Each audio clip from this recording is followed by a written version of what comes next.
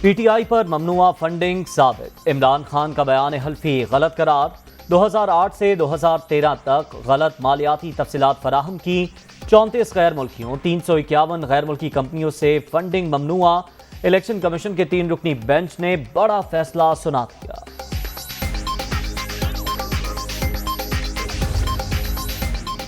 وزیراعظم کی سربراہی میں حکومتی اتحادی جماعتوں کا سربراہی اجلاس، بلاول بھٹو، مریم نواز، مولانا فضل الرحمان سمیت دیگر رہنماؤں کی شرکت، الیکشن کمیشن کے فیصلے پر تبادلہ خیال۔